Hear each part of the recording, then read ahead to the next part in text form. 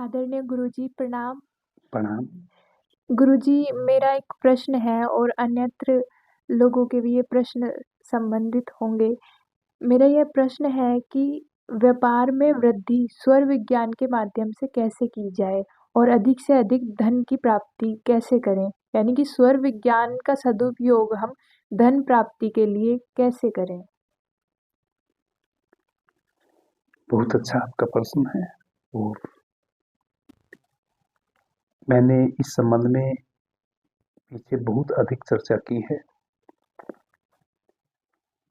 मुझे लगता है कि मित्र सभी चर्चाओं को अच्छे से सुनते नहीं हैं। क्या आप सभी चर्चाएं अच्छे से सुनती हैं?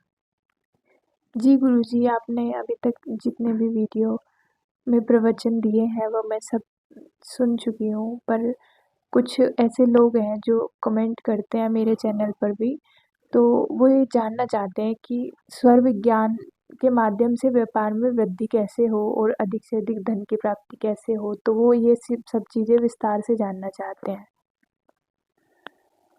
मैं समझता हूँ इस भौतिक जगत में सर्वप्रथम हमें भौतिक सुखों को ही प्राप्त करना हमारा उद्देश्य होता है और इसमें कोई बुराई भी नहीं है।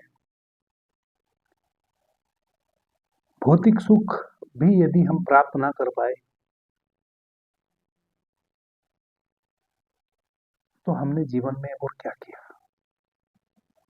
थोड़ा सा धन भी हम अर्जित ना कर पाए तो भी हमने जीवन में क्या किया। थोड़े से साहस से हम धन अर्जित कर सकते हैं। इस जगत में ना कोई धन की कमी है, ना अन्न की कमी है, ना जल की कमी है। जरूरत है सबका संचय करने की। किस प्रकार से हम संचय करते हैं? यूं तो स्वर विज्ञान का उद्देश्य दूसरा है। भगवान शिव ने स्वर विज्ञान मां पार्वती से कहा, धन प्राप्त करने के लिए नहीं कहा, भौतिक सुख प्राप्त करने के लिए नहीं कहा। भगवान शिव ने श्वासों का पूरा विज्ञान मां पार्वती को कहा, उसी को हम स्वर विज्ञान कहते हैं। और इसके कारण बड़े दूसरे थे। मां पार्वती भगवान शिव से पूछी थी, प्रश्न की थी, इस जगत की उत्पत्ति कैसे हुई, उस उत्पत्ति करने वाले को हम कैसे समझे जाने, कैसे प्रलय आती है इस जगत में, कैसे इस जगत का उदय होता है, कैसे फिर संहार होता है, जीवन और मृत्यु क्या है, हम मृत्यु से पार कैसे उठे, मृत्यु को कैसे जाने। उद्देश्य है स्वर विज्ञान का कि एक मनुष्य अपने प्राणों को यदि साध लेता है, अपने इड़ा पिंगला सुषुम्ना जो हमारे 3 स्वर है उनको साध लेता है, तो वह अधिक से अधिक स्वस्थ रह पाता है। अधिक से अधिक स्वस्थ रहते हुए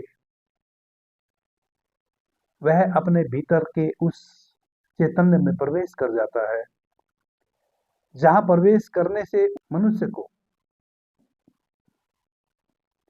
वह उत्तर मिलते हैं जो इस पूरे ब्रह्मांड में मनुष्य के अतिरिक्त और कोई भी जीव जंतु को नहीं मिलते। जिन प्रश्नों के उत्तर पाने के लिए मनुष्य मनुष्य बना है, जिन प्रश्नों के उत्तर जानने के लिए मनुष्य इतने जीवों से गुजरते हुए 84 लाख योनियों से गुजरते हुए मनुष्य रूप में आया है, स्वर विज्ञान का एकमात्र उद्देश्य तो यह है। स्वर विज्ञान का उद्देश्य धन अर्जित करना नहीं है। स्वर विज्ञान का उद्देश्य है उस परम धन को अर्जित करना जिसको एक बार हमने जान लिया तो वह कभी खोएगा नहीं। आदरणीय मां श्रेष्ठा जी कुछ समय पूर्व आपको एक इनलाइटमेंट घटा है, आप उस ओमकार में प्रवेश की हैं। जब से आप उस ओमकार में प्रवेश की है, मुझे नहीं लगता कि अब आप चाह के भी उस ओमकार से स्वयं को अलग कर पाए। जब से आपका उस ओमकार में प्रवेश हुआ है, जब एक व्यक्ति का उस ओमकार में प्रवेश हो जाता है, आप चाह के भी उस ओमकार से, उस ब्रह्मनाद से बाहर अपने को नहीं ले जा सकते। वह है परम धन, जिसको मीरा ने कहा है, पायो जी मैंने राम रतन धन पायो, वस्तु अमोलक दई मेरे सदगुरु, दिन दिन बढ़त सवायो।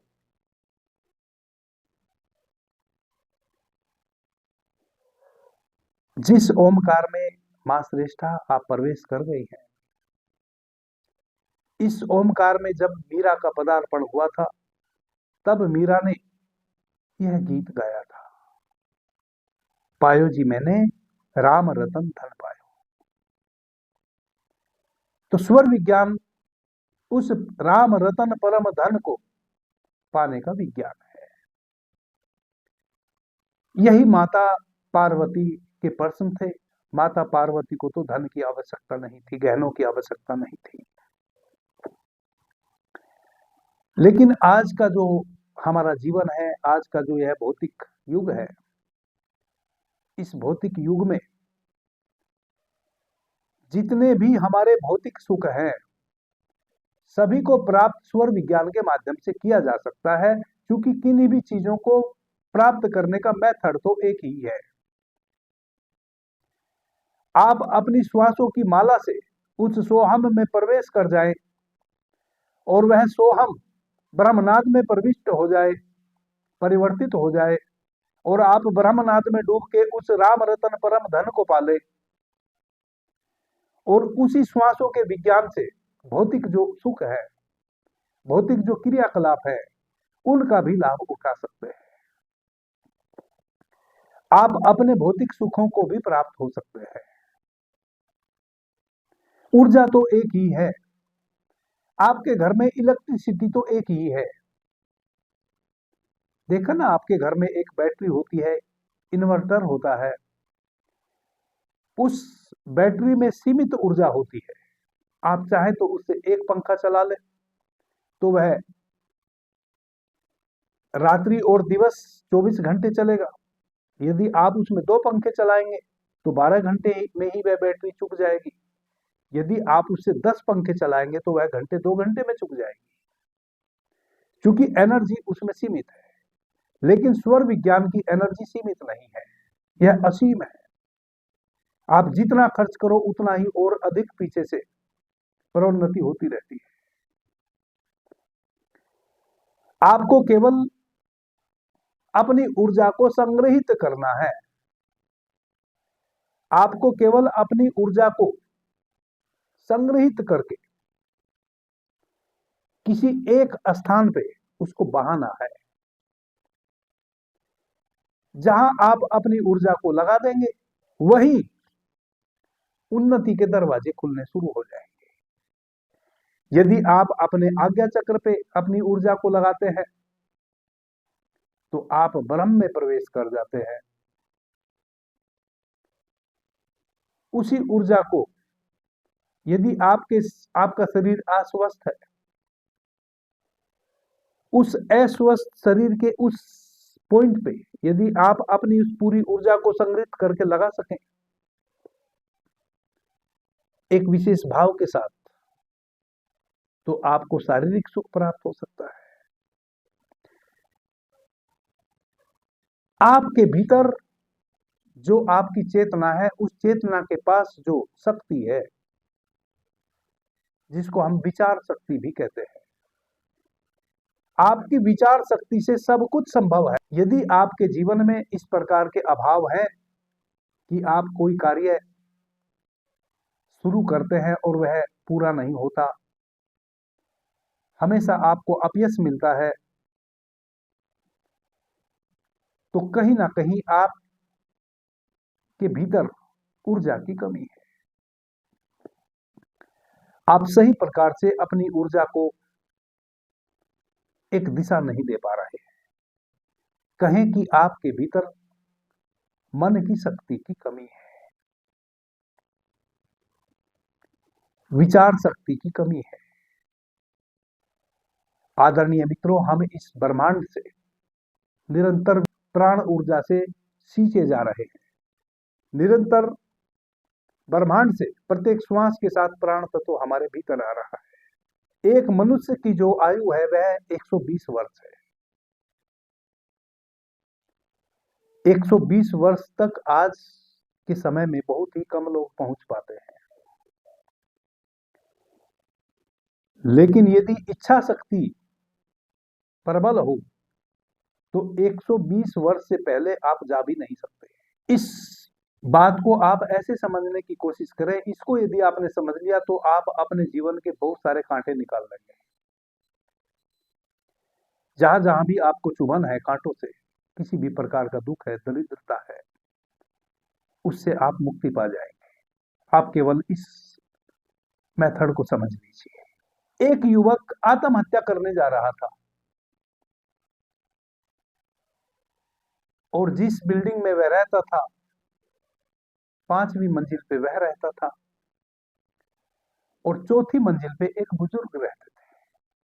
7 मंजिल की वह बिल्डिंग थी और 7वीं मंजिल जो बिल्डिंग की थी उसके टेनिस पे वह युवक ऊपर चला गया और उसने चिल्ला के कहा कि मुझे क्षमा करना अपने पड़ोसियों से, मैं मरने जा रहा हूं, मैं आत्महत्या करने जा रहा हूं। वह जो बुजुर्ग थे जो जस्ट चौथी मंजिल पे रहते थे वह उस युवक को जानते थे। उनके कानों में उस युवक की आवाज पड़ी। वह अपनी बालकोनी से ऊपर देखे कि वह युवक 7वीं मंजिल पे कूदने के लिए खड़ा है। उस बुजुर्ग ने कहा कि मेरे बेटे, आप क्यों मरना चाहते हैं? क्यों आप आत्महत्या करना चाहते हैं? क्या कारण है? उस युवक ने कहा कि जी के भी क्या करूं, मेरे पास कुछ भी तो नहीं है, ना धन है, ना मुझे कोई प्रेम करने वाला है, ना मुझे कोई चाहने वाला है, ना मेरे पास धन है, ना दौलत है। मैं कैसे जीऊं? मैं कैसे जीऊं?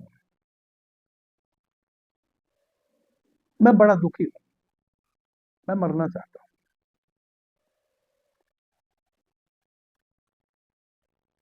उस बुजुर्ग व्यक्ति ने उस युवक से कहा कि मेरे बेटे, कोई बात नहीं, अपने लिए नहीं जीना चाहते हो, अपने माता पिता के लिए तो जियो।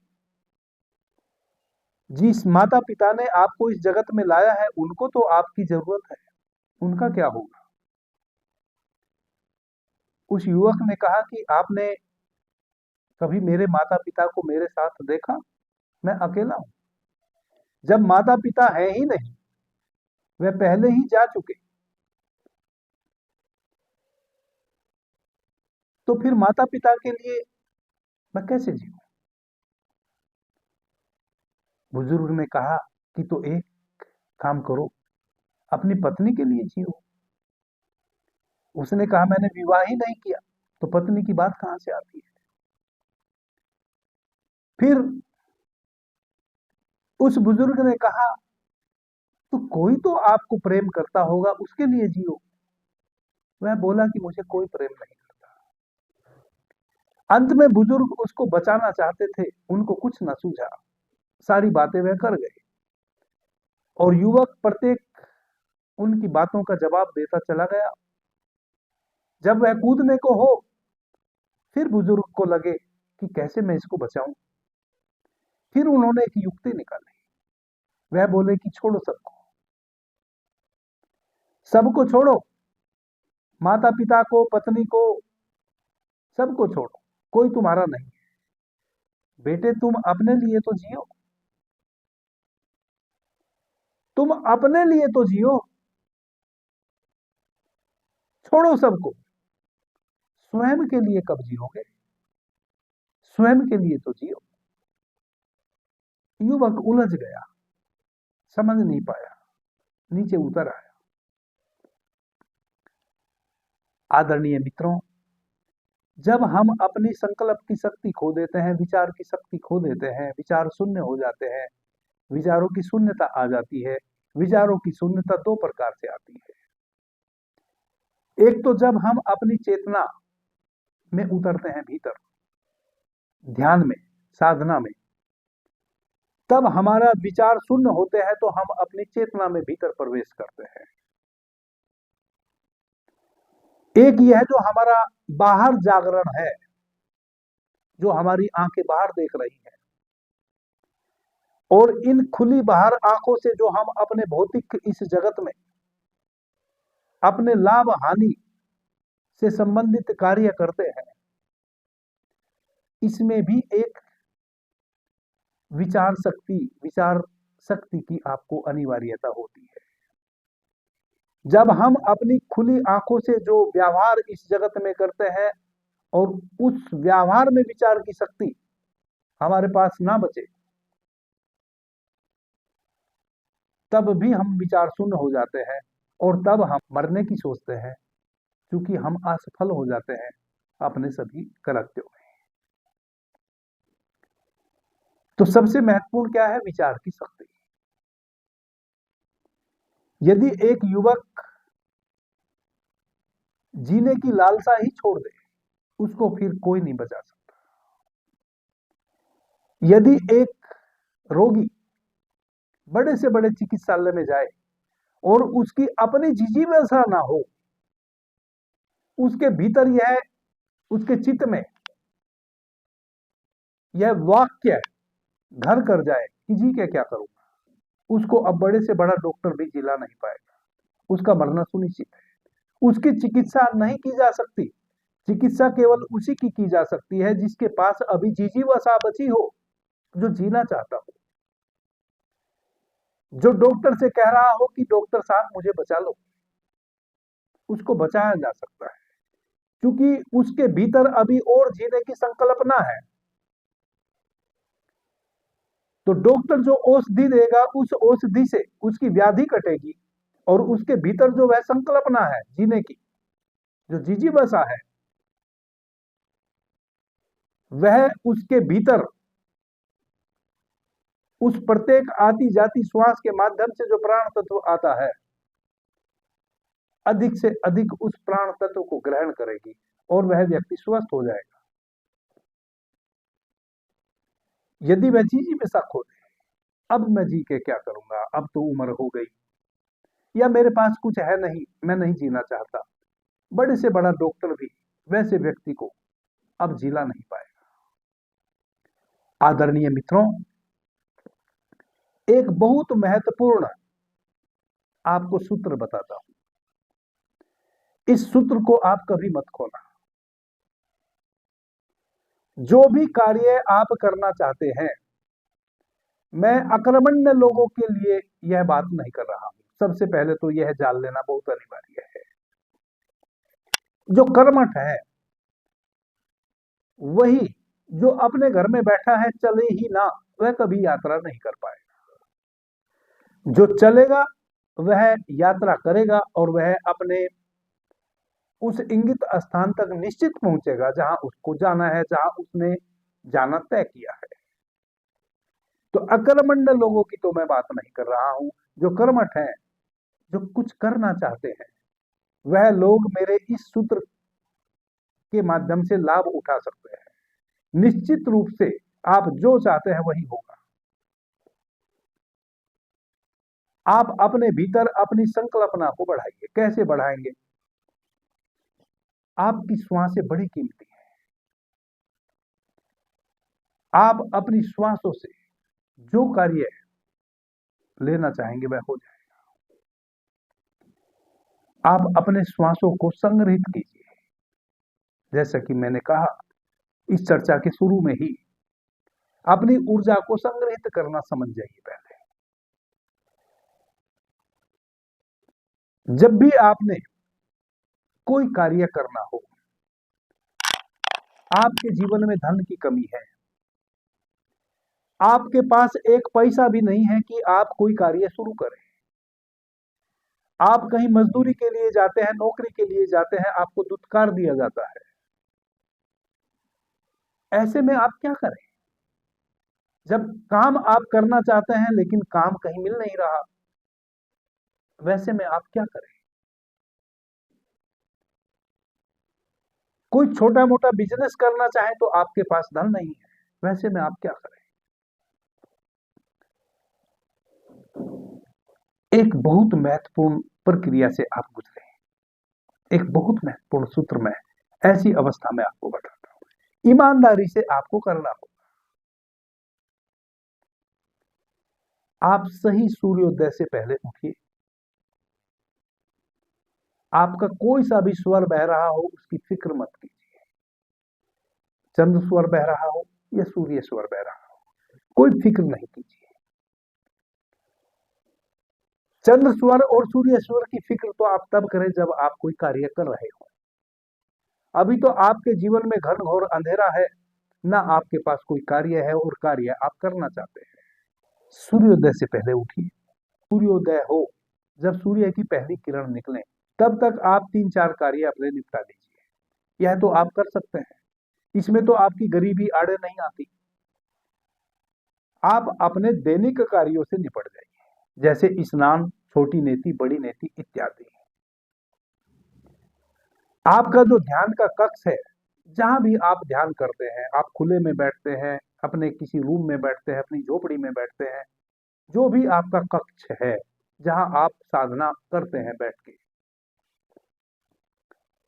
उस स्थान को साफ स्वच्छ कर लीजिए।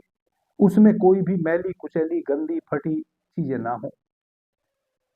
एक कोने को बिल्कुल स्वस्थ बना लीजिए, पूरब दिशा की तरफ पालथी मार के बैठ जाइए। वज्रासन में आप बैठ सकते हैं, सिद्धासन में आप बैठ सकते हैं, पद्मासन में आप बैठ सकते हैं और सुखासन में आप बैठ सकते हैं। पालथी मारना मैं सुखासन को ही कह रहा हूं।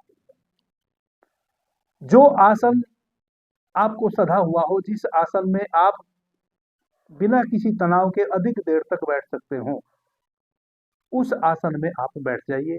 पूरब दिशा की ओर आपका मुंह हो। कोई अगरबत्ती, धूप बत्ती, ज्योति जलाने की आपको अनिवार्यता नहीं है। कोई फल फूल इत्यादि भी आपको अपने पास रखने की अनिवार्यता नहीं है। केवल एक कांच के गिलास में 1 गिलास पानी ले लीजिए, रीढ़ सीधी रखिए, अपने बाईं हथेली के ऊपर उस गिलास को ऐसे रख लीजिए, पानी का भरा हुआ, और अपनी गोद में रख लीजिए ऐसे। अपने बाएं हाथ पे आपने गिलास रख लिया पानी का भरा हुआ, अपनी गोद में आपने रख लिया। एक हाथ के ऊपर वह गिलास रखा है और दूसरा हाथ आपका उस गिलास के ऊपर हो। अब आप गहरी श्वास लीजिए,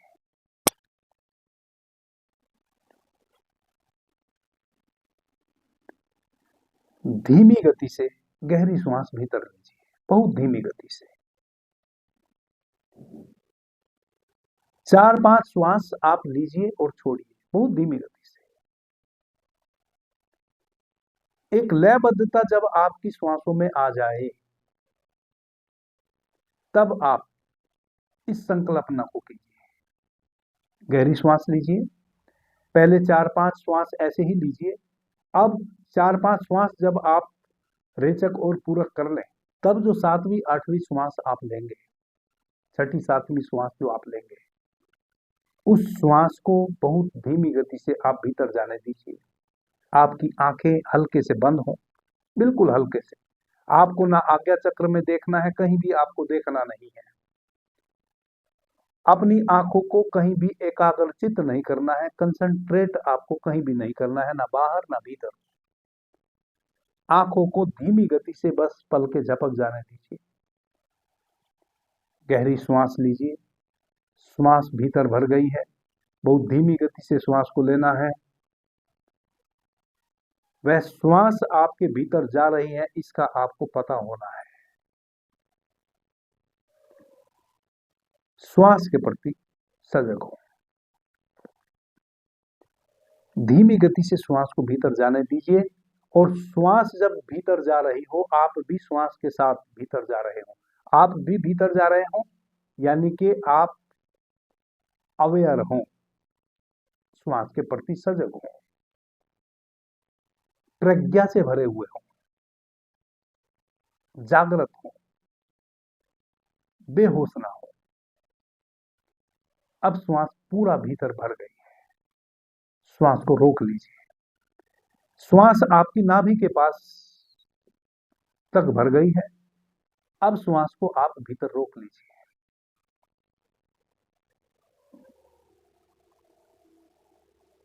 और एक संकल्प उठाइए भीतर।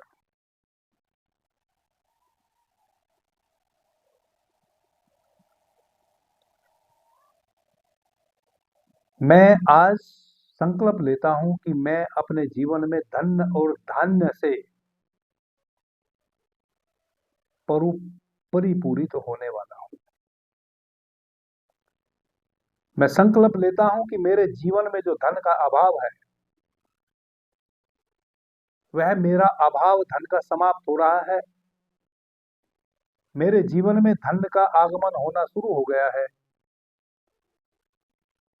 और मैं धन से भरा जा रहा हूं, भरा जा रहा हूं, भरा जा रहा हूं।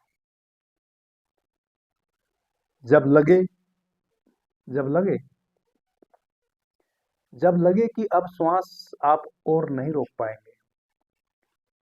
श्वास को मुंह से सीटी बजाते हुए बाहर जाने दीजिए, और वह जो गिलास में पानी है, उस पानी पे उस श्वास को छोड़िए।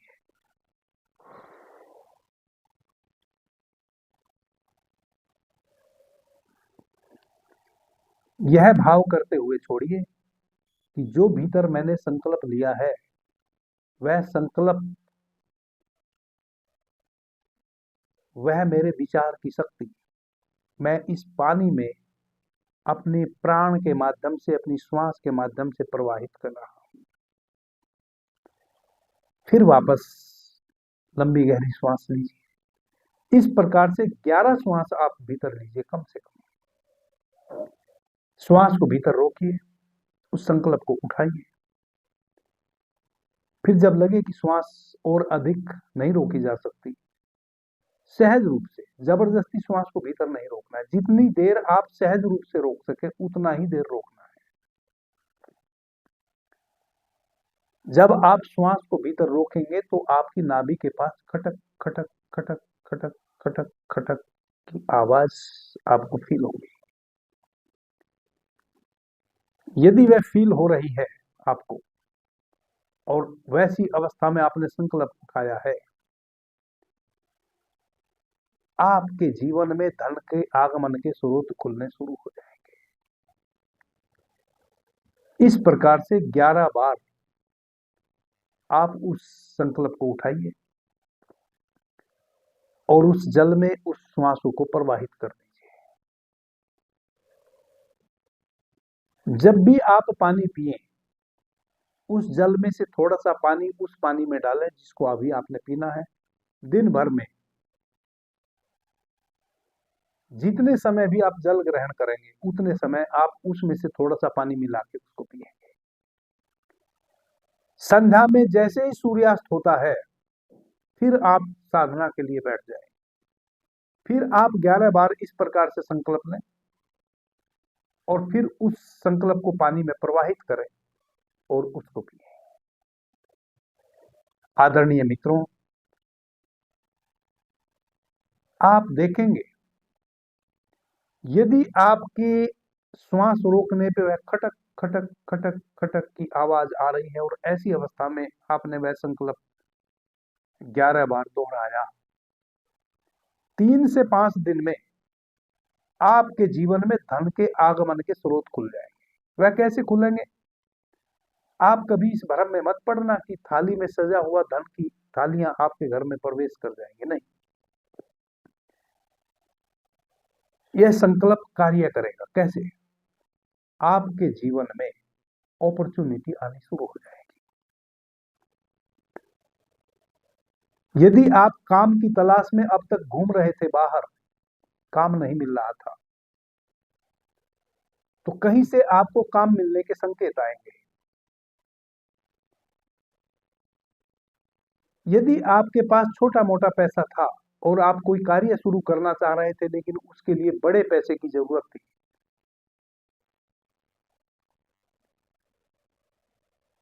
ऐसी कोई अपॉर्चुनिटी आएगी कि आप कम पैसे से ही अपने उस कार्य को शुरू कर देंगे। यानी कि आपके जीवन में स्रोत खुलने शुरू हो जाएंगे। यदि आप अकर्मण्य नहीं हैं तो आप उन स्रोतों को पकड़ लेंगे, और जब आप उन कार्यों में लगेंगे, जो नए स्रोत आपको खुलेंगे, जो अपॉर्चुनिटी आएगी, आपको दिन दूना रात चौगुना उसमें तरक्की होती चली जाएगी। ऐसी अवस्था में यदि छोटे कार्य का, छोटी नौकरी का भी आपको कहीं से अपॉर्चुनिटी आए, आप उसको सहज रूप से स्वीकार कर लेंगे और उस नौकरी में ईमानदारी से प्रवेश कर जाएंगे। वही नौकरी आपको और ऊंची नौकरी तक लेके जाएगी। यह 100% सत्य होने वाला है, यह तय है। इस सूत्र से आप अपने जीवन में आमूल चूल परिवर्तन ला सकते हैं। जो भी आपके जीवन में अभाव है, उस अभाव को भरने से संबंधित आप इस प्रकार से संकल्प उठा सकते हैं अपने भीतर, अपनी विचार की शक्ति से, और फिर उस संकल्प को पानी में इस प्रकार से प्रवाहित करके पूरा दिन वह संकल्प आपको याद बना रहे। इस प्रकार से थोड़ा थोड़ा जब भी आप जल ग्रहण करें, उसमें से थोड़ा सा जल डाल लें और पी लें। आप जूस पी रहे हो, उसमें से थोड़ा सा जल डाल लें और पी लें। जो आपका संकल्पित पवित्र जल गिलास में है, वह कांच के गिलास में ही होना चाहिए, धातु का कोई गिलास ना हो, क्योंकि आपके संकल्प की, आपके विचार की शक्ति उस पानी में प्रवाहित है। जैसे ही वह किसी मेटल से वह पानी टच करेगा, तैसे ही वह शक्ति उसकी छिन्न हो जाएगी, उसको कहीं से अर्थिंग मिल जाएगा और वह छिन्न हो जाएगी।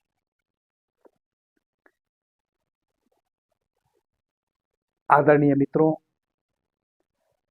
अभी के लिए इतना ही। आपने मुझे ध्यान से, प्रेम से सुना, उससे मैं बहुत अनुग्रहित हूं। सभी मित्रों को मेरा प्रणाम, धन्यवाद। जय श्री राम।